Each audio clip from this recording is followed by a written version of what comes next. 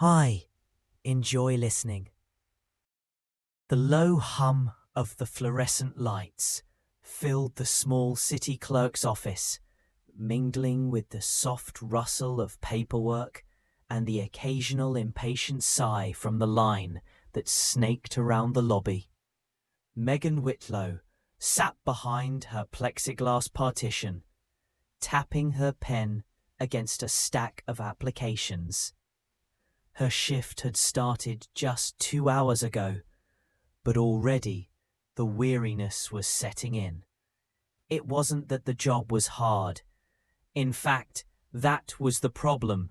It was too easy, too repetitive. Forms, stamps, signatures, polite nods. Day after day, the same grey palette of small talk and sterile tasks. When she took the job 3 months ago, she had convinced herself that working with people might be energizing. But the only thing she felt now was drained. Outside the window, a weak November sun struggled to break through a sheet of clouds. Megan's reflection stared back at her in the glass, pale, tired eyes, dark hair pulled into a no-nonsense bun, and a blouse she'd ironed in a hurry that morning. She sighed. "You all right over there?" Marcia, the woman at the neighbouring booth, asked between customers. She was in her 50s, a chatty widow with a fondness for Diet Cola and lipstick 2 shades too bright. Just thinking. Her mind drifted, as it often did, to the kitchen of her childhood home, a place she hadn't been to in years.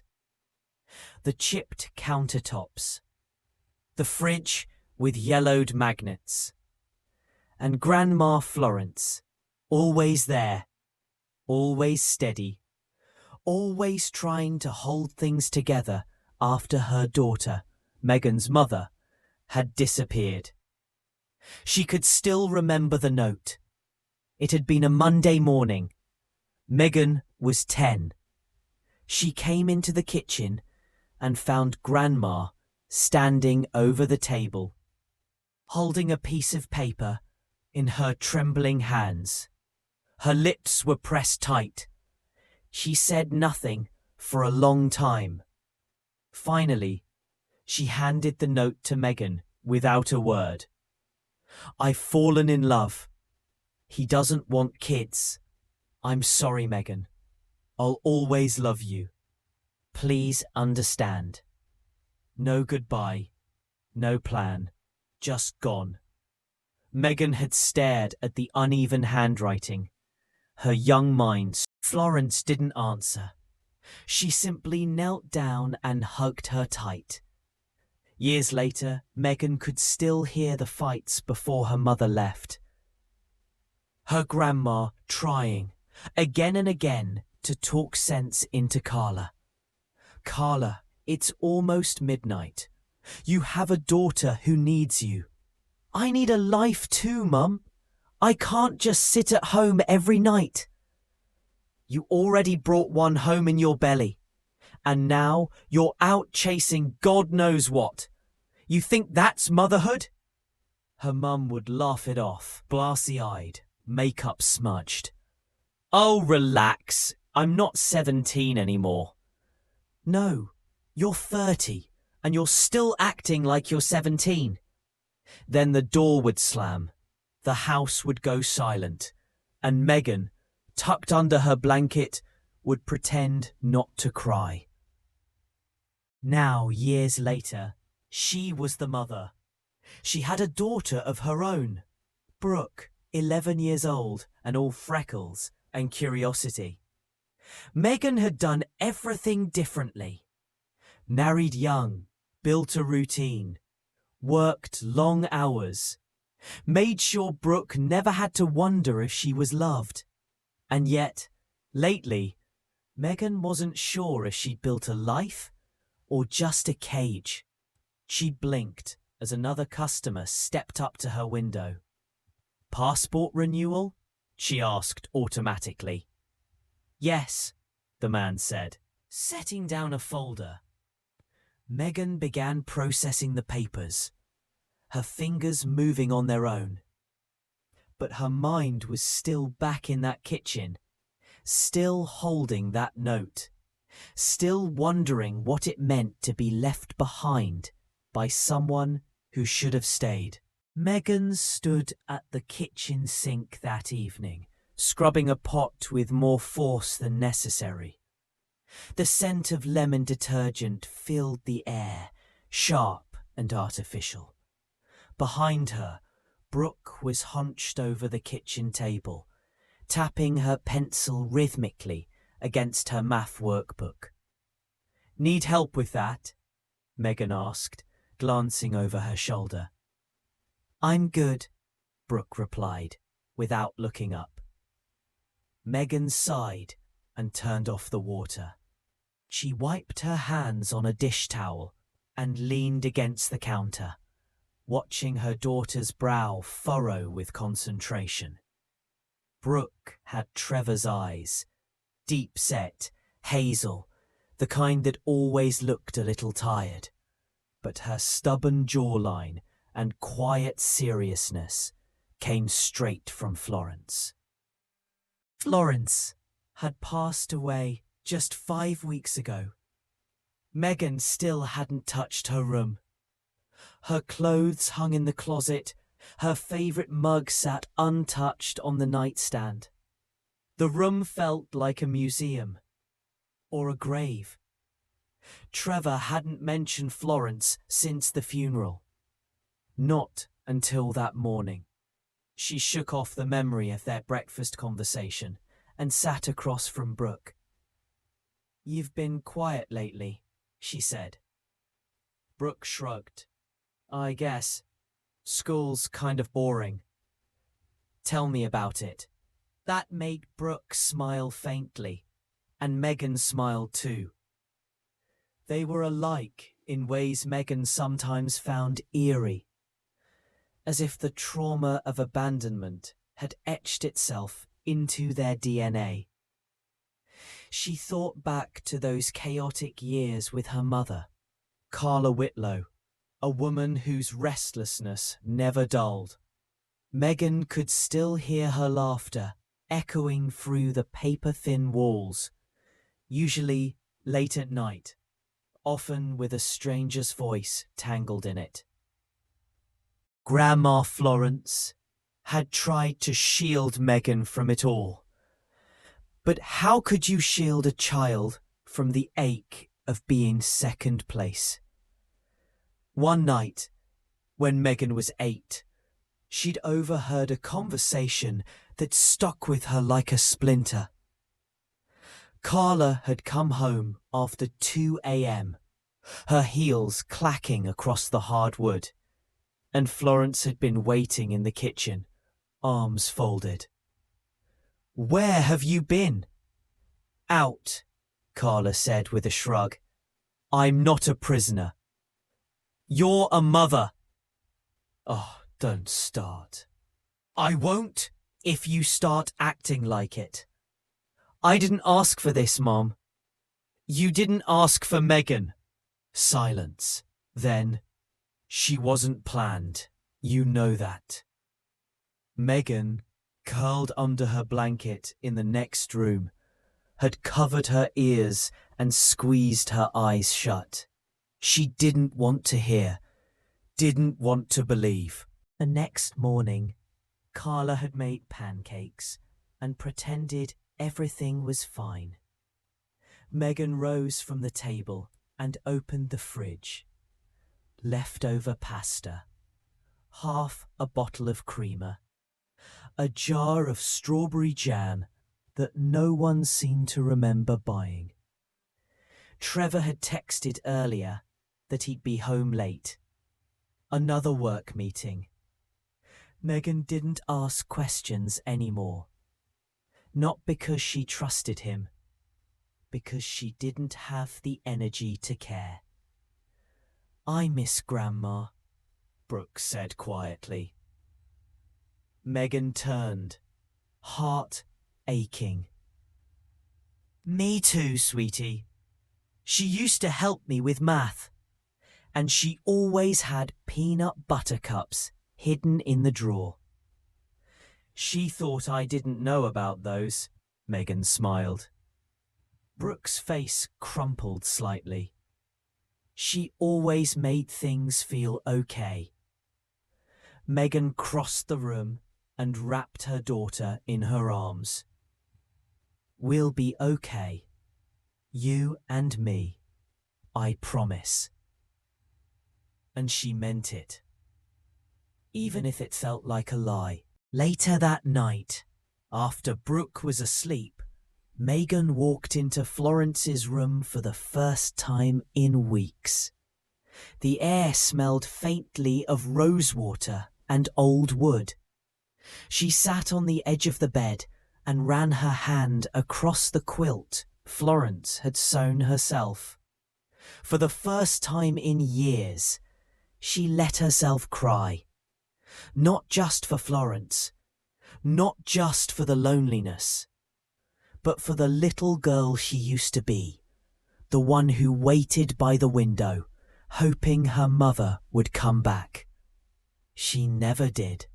The following Saturday, Megan woke early to the smell of burnt toast. She stumbled out of bed and found Brooke in the kitchen, poking at a half-blackened slice of bread with a butter knife. I was trying to make breakfast, Brooke mumbled, cheeks flushed. Megan ruffled her daughter's hair and smiled. That's sweet, but next time, try not to burn the house down. They sat at the table, eating cereal instead, sharing soft laughter and little jokes about how even the toaster seemed tired these days.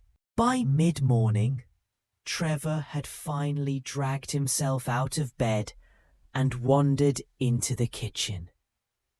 He poured a coffee without a word, then looked over at Megan as if remembering something mildly inconvenient.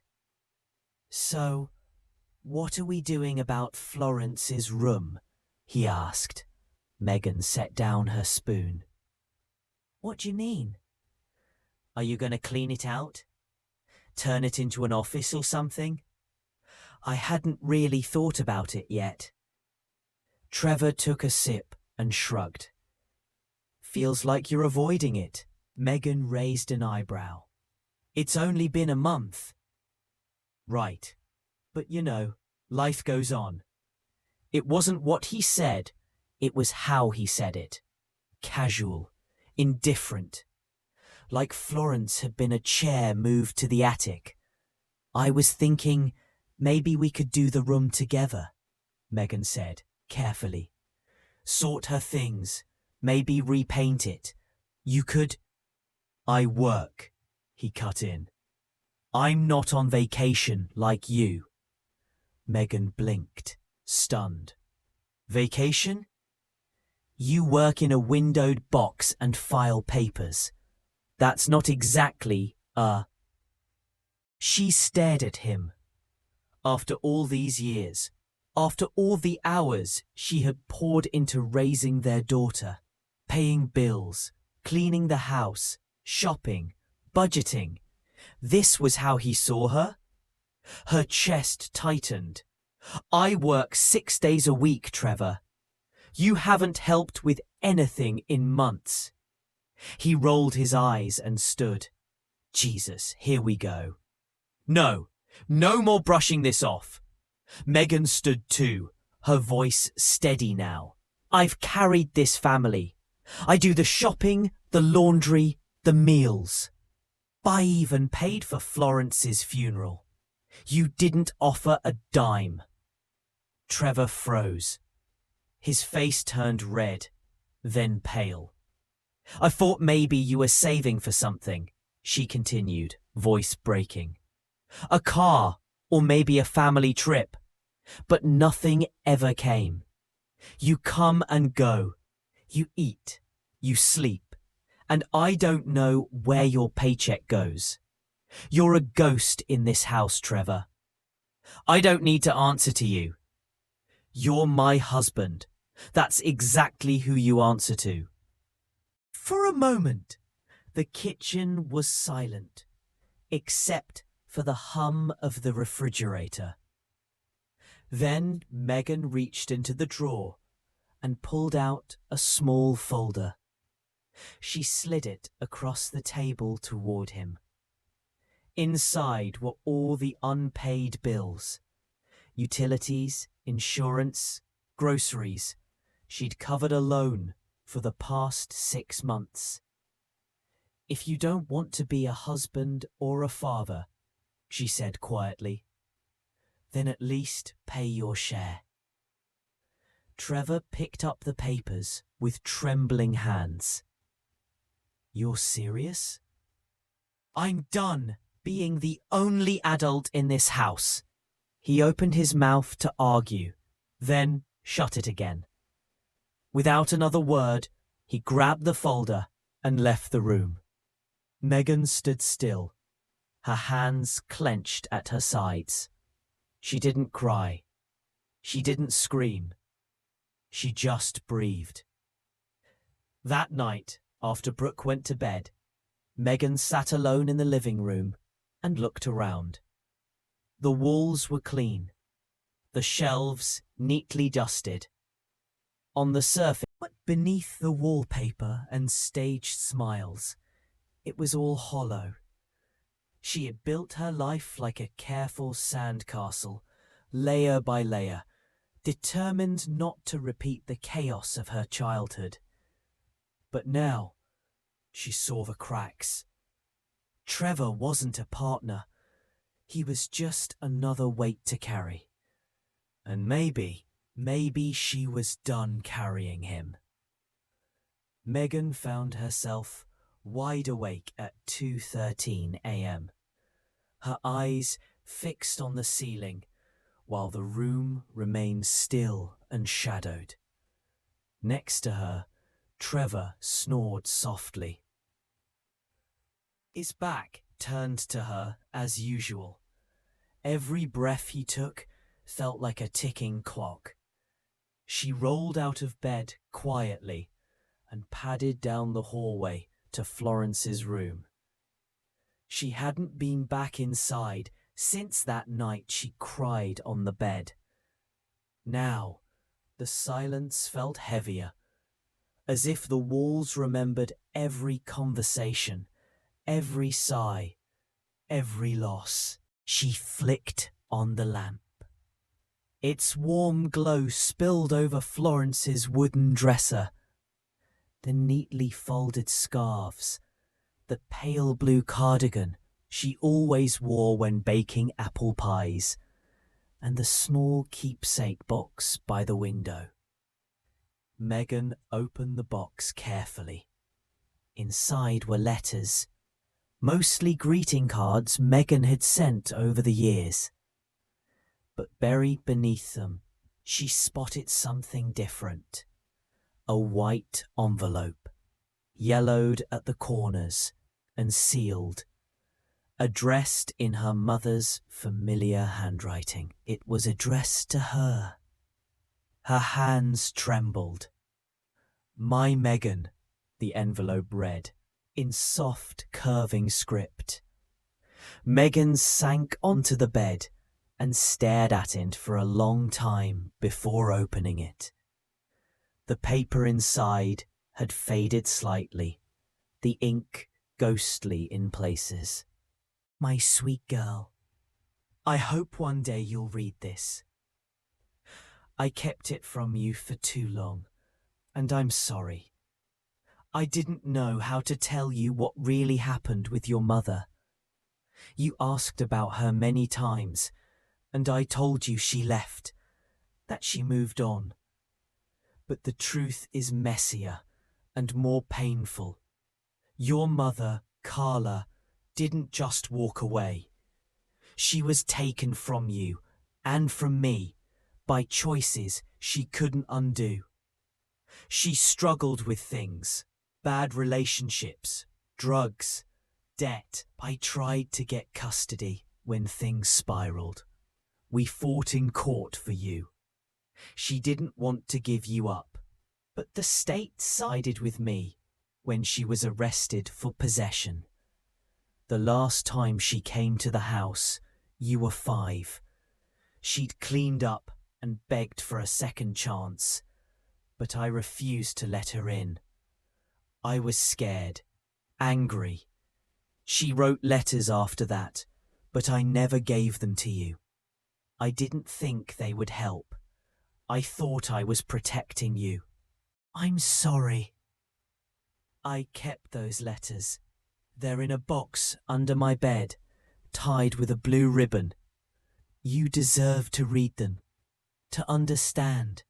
Please don't hate me for what I withheld. I was trying to give you a peaceful life. With all my heart, Grandma Florence. Megan didn't realize she was crying until her tears soaked the bottom of the page. The rage she'd buried for years surfaced. But it wasn't just at Florence. It was at herself, at her mother, at a system that had twisted her childhood. She opened the first one. It began, "Hi, Peanut, it's Mommy, and sorry I couldn't stay with you. I know you're probably wondering where I went." Megan read until the sun rose. Each letter painted a portrait of a woman trying to change, falling short, trying again. It was messy, raw, and real, and it shattered everything Megan thought she knew. That morning, Megan didn't wake Trevor. She didn't make coffee. She didn't clean the kitchen or pack Brooke's lunch. Instead, she called into work and took a walk alone. Her world had shifted overnight. The floor beneath her feet felt uncertain, but somewhere in that whirlwind, a small flicker of clarity had ignited. She didn't know where her mother was now. She didn't know if she was alive or gone forever. But she knew one thing. She had questions, and she was finally ready to find the answers. Megan drove down a quiet, cracked road, lined with rusty fences and weeping willows. Her hands gripped the wheel tighter than usual. In the passenger seat sat a worn manila folder filled with copies of her birth certificate, old court papers, and a printout of her mother's last known address from one of those online search services.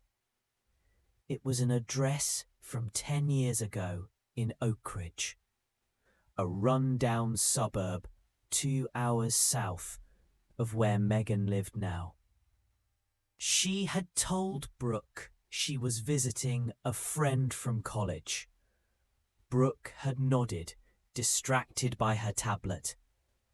Megan hated lying, but she wasn't ready to explain what she was chasing, not until she had something real to offer.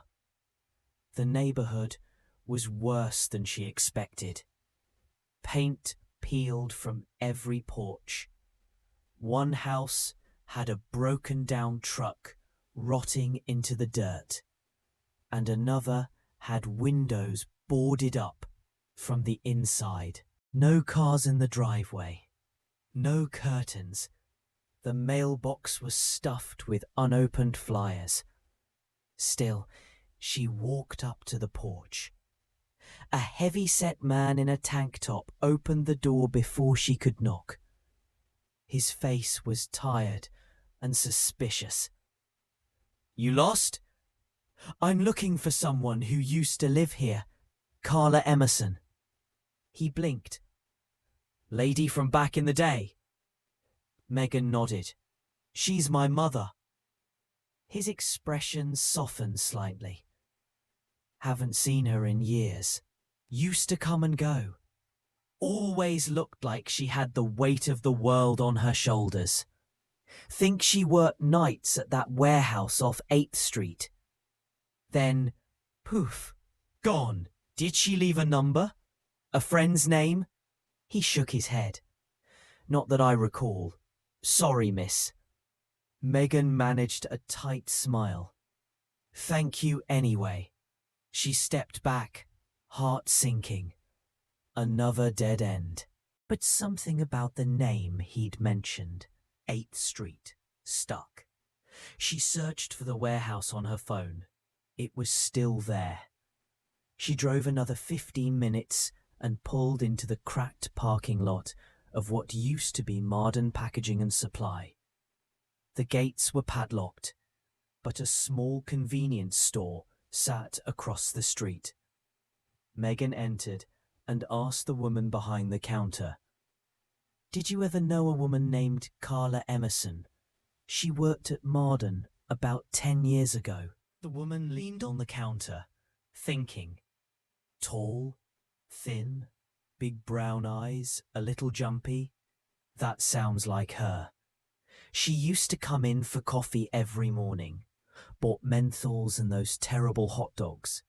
She smiled faintly. She was kind, but you could tell she'd been through it. Do you know where she went?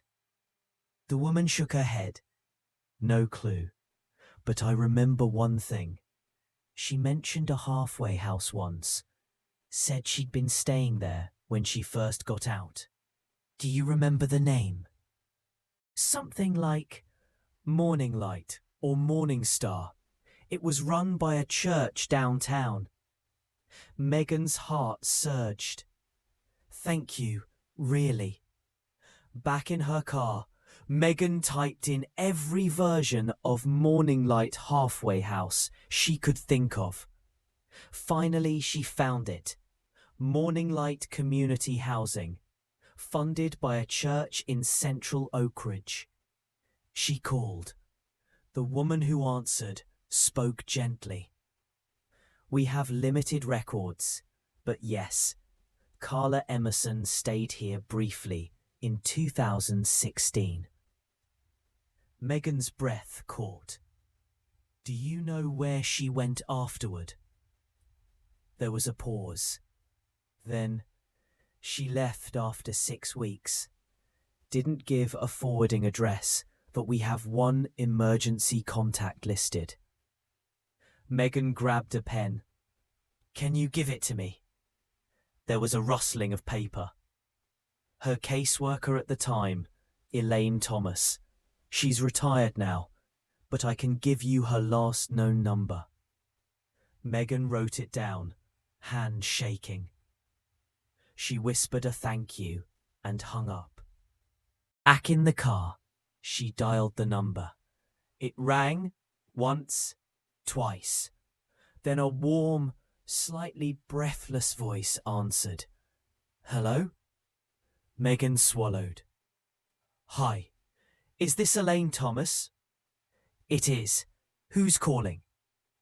My name is Megan Hayes. I think you knew my mother, Carla Emerson. Silence. Then, slowly. Yes, I remember Carla.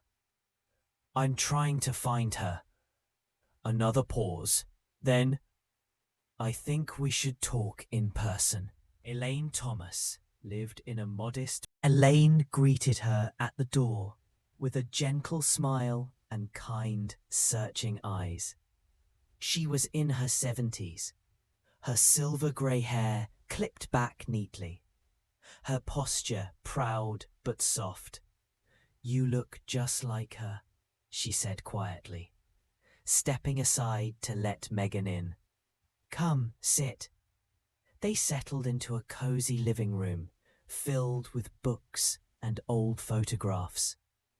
Elaine poured sweet tea into 2 glasses and offered a plate of cookies that Megan couldn't touch. I'll be honest with you, Elaine began, folding her hands. I wasn't sure I'd ever hear Carla's name again. Megan leaned forward. Do you know where she is? Elaine hesitated. I know where she was, but first, I think you should understand what happened, what kind of life she was trying to rebuild. Megan nodded, her throat tight. When Carla came to morning light, she was tired, worn down in every way. But she was also determined. She'd been clean for almost 8 months, attended every meeting, got a job. Nothing glamorous, just janitorial work at a hotel. But she showed up every day.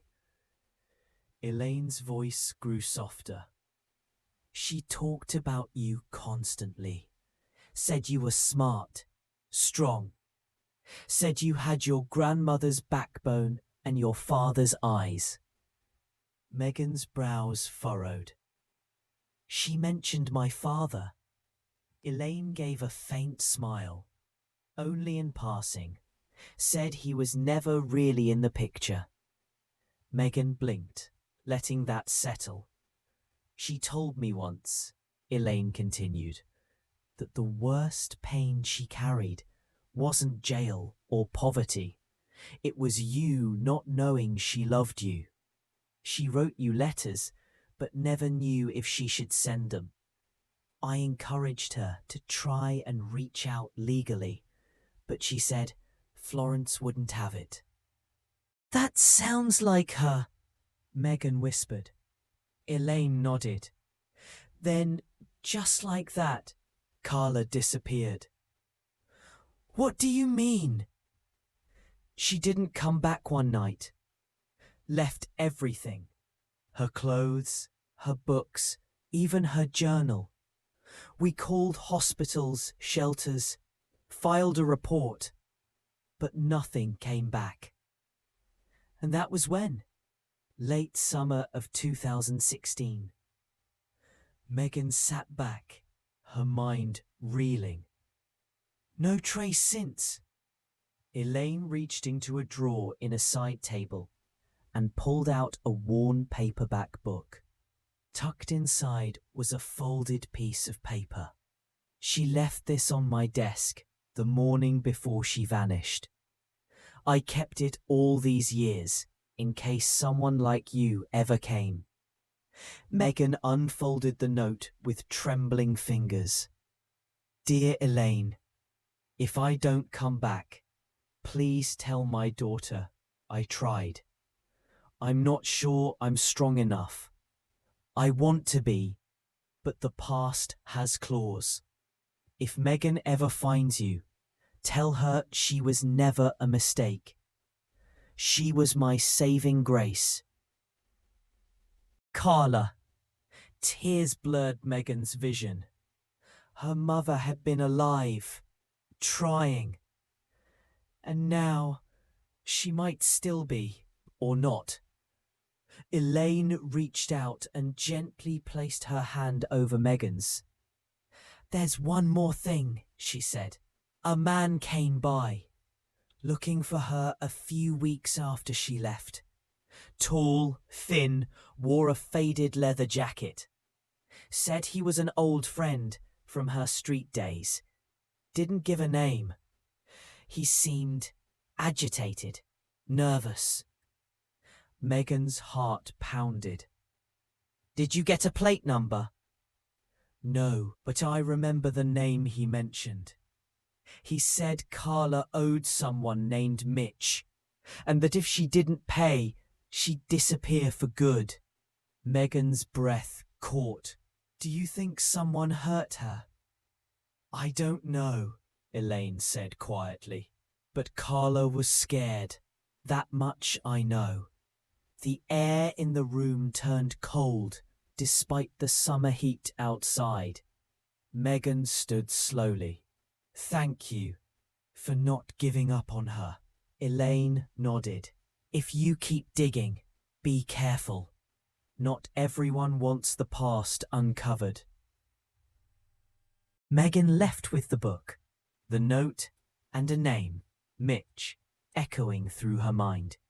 She didn't know where the search would lead next, but she knew this much. She was done being in the dark. The sun was beginning to dip behind the trees as Megan sat alone in her car in front of a rundown bar called the Hollow Lantern. The neon sign flickered. The parking lot was cracked and empty, and the scent of motor oil and stale beer clung to the air. This was the kind of place her mother might have disappeared into. According to Elaine, Carla had once mentioned it as somewhere she used to crash when the world got too loud. And now it was Megan's only lead. She took a breath, tucked the folded letter from Carla into her purse for courage, and stepped out of the car. Inside, the bar was dim and smelled like old smoke. A man in his 60s wiped down the counter with a damp cloth.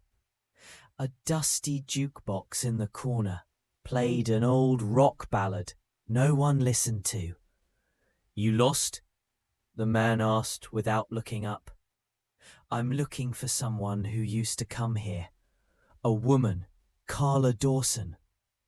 The man froze mid-wipe, then slowly looked up. "Haven't heard that name in a while." "But you remember her?" "Yeah, skinny thing, messy blonde hair. Always scribbling in a notebook. She didn't drink much, mostly kept to herself. Disappeared one night like she knew something was coming." Megan leaned in. "Do you know anyone she might have been afraid of? Someone named Mitch?" That got his attention. He set down the cloth. "You don't want to be asking questions about Mitch," he said, his voice suddenly lower. "He used to hang around here too. Tall, always wore that damn leather jacket, even in summer. Carla owed him money. She'd been trying to pay him off in pieces. For what? Protection, drugs, who knows? Mitch runs a crew now. Nothing big, just enough to scare people. But he's not the type who forgets debts. Do you know where I can find him?" The man studied her for a long moment. "You her daughter?" Megan nodded. "You've got her fire. Same look in your eyes, like you already know the truth, but need to hear it anyway." "Please," she said softly. He sighed and scribbled something on a napkin. "This is the body shop where he hangs out. Goes by Mitch Keenan. But you didn't get that from me." Megan folded the napkin and tucked it away. "Thank you." She was halfway out the door when he called after her. "Hey, be careful. Dig too deep, and you might not like what you find." She paused, but didn't look back. She'd heard warnings her entire life. This time, she wasn't turning around. That night, Megan sat at the kitchen table long after Brooke had gone to sleep. The folder of letters sat open beside her, along with her phone and the napkin with Mitch's name on it. She had never felt more wired, like grief and fury were moving in the same breath inside her chest. She had always told herself she'd forgiven her mother, for the abandonment, for the silence. But now that she knew Carla had tried, had fought her way back through addiction and fear, something new bloomed inside her. Not just anger, resolve. Carla hadn't just vanished, she had been erased, and Megan was going to find out who did it. and why. The next morning, Megan dropped Brooke off at daycare with a kiss and an extra long hug. Her daughter was the light anchoring her through the storm. But today, Megan wasn't just a mother or a nurse. She was a woman chasing ghosts, trying to piece together a shattered past. The address scribbled on the napkin led her to the edge of the industrial zone on the far side of town. A maze of warehouses, garages, and half-abandoned buildings. Keenan Auto and Salvage was tucked behind a chain-link fence, the yard littered with broken-down cars and old tires. A crooked sign creaked above the entrance. Megan parked outside the fence, her hands tight around the steering wheel. She didn't know what she was walking into, but she knew she couldn't turn back. Inside, the air reeked of oil and gasoline. A wiry man in a grease-stained shirt looked up from under the hood of a pickup truck. "Looking for something?" he asked, wiping his hands on a rag. "I'm looking for Mitch Keenan," Megan said, steadying her voice. He gave her a slow once-over. "Who's asking?" "I'm Carla Dawson's daughter." Something changed in his eyes. An old flicker of recognition, then wariness. "Haven't heard that name in a while," he said, tossing the rag aside. "What do you want with him?" "I just need answers. I need to know what happened to her." A door banged open behind the office, and a man stepped out, a little older, taller than the first, his frame lean but wiry, with dark. Mitch walked closer, arms folded, expression unreadable. "That depends. You're looking for closure or justice?" "I'm looking for the truth," she snapped. "Did you hurt her? Did you make her disappear?" Mitch chuckled once, humorless. "I'm not a saint, but I'm no killer." "Then what happened?" He looked past her for a long second, then motioned toward the back office. "Come on, but don't try anything stupid." Inside, the office was cluttered. Old invoices, empty coffee cups, and a photo on the wall of 3 people. Carla, Mitch, and a third man Megan didn't recognize. "That's Darren," Mitch said, noticing her gaze. "He's the one who took her." "What?" She was trying to get away from all of it. Me, the streets, her old life.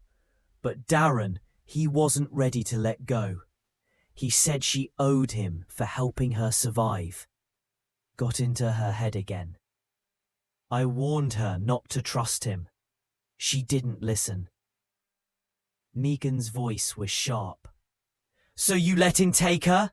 "I didn't let anything happen," Mitch growled. "One day she was here, telling me she was leaving town for good. Next day, gone. Darren vanished too. Where did they go? No idea. But word is he took her north, to a cabin near Lake Sinclair, off the grid." Megan's mind was racing. "Why didn't you report it?" He gave her a look, like she was naive. "You think anyone would have listened? An ex-addict, a mechanic with a record, pointing fingers at a guy who disappeared, just like she did? No body, no case." Megan stood, fire burning in her chest. "Do you have an address?" Mitch hesitated, then reached into a drawer and pulled out a crumpled sheet of paper. This was scribbled on a receipt Carla left in my shop. Might be nothing. Might be everything. Megan took it, barely whispering, "Thank you." As she left, Mitch called after her. "She loved you, you know. That's why she wanted out." Back in the car, Megan opened the paper. A rough, hand-drawn map with a few scribbled directions. With a name, Sable Ridge, Sinclair Cabin 12. The shadows were lifting, slowly, painfully. She was one step closer to her mother. But the road ahead would test everything. Her courage, her belief, even her forgiveness. The road to Lake Sinclair twisted through thick woods and forgotten towns. The deeper Megan drove, the more the world fell away. Cell signal faded, and paved roads gave way to gravel and dust. Trees arched over the narrow road like silent sentinels, whispering things she didn't want to hear. Sable Ridge, Sinclair Cabin 12. She gripped the wheel tighter. Each mile forward brought her closer to something she'd spent her whole life fearing and hoping for at once. The cabin sat at the edge of the lake, half sunken into trees, its wood bleached grey by sun and time. The air was thick with pine and damp moss. There was no one outside, no smoke from the chimney, just stillness. Megan stepped out of the car, the letter from Carla in her jacket pocket. It felt heavier now, like it knew its journey was almost over. She approached the door and knocked. No answer. She tried the handle. It creaked open. Inside, the cabin was musty and dim. Dust danced in the sunlight spilling through the blinds. A coat hung on a hook. A mug sat on the counter with a cold ring of coffee inside. Someone had been here recently, and then she heard it. A creak from the back room. "Hello?" Megan called out. "I'm not here to hurt anyone. I just want to find Carla Dawson." Silence. Then another creak. She pushed the door open, and there she was. Carla sat in a wooden rocking chair by a dusty window, thinner than Megan remembered. Her hair streaked with grey, her face older but unmistakably hers. Her eyes widened, trembling as they met her daughter's. "Megan," Carla whispered, as if saying the name hurt. Megan's knees buckled, and she grabbed the doorframe to keep herself upright. She couldn't move, couldn't speak. All the anger and sadness and hope collided in her chest like a storm. "You're alive," she finally breathed. Carla stood slowly, her hand pressed to her chest. "I didn't know if you'd ever come. I left letters, but I got them. Every one." Tears streamed down both their faces. "I thought I was protecting you," Carla said. "Darren, he wasn't just controlling. He was dangerous. After I tried to leave for good, he threatened to hurt you. Said if I ever contacted you directly, he'd come after you. So I ran. I let everyone believe I was gone." Megan shook her head, stepping forward. "You didn't protect me by disappearing. You broke me. But I kept looking, and now you're here." Carla reached for her hand. "You look just like your grandmother. I named my daughter Brooke. Megan said through a sob. After the stream we used to visit. Do you remember? Carla smiled. The first real smile in years. I never forgot. They stood there, hands entwined, the past heavy between them. But for the first time, the weight began to shift. Shared now, not carried alone. Later that evening, they sat on the porch overlooking the lake, silence hanging easy between them.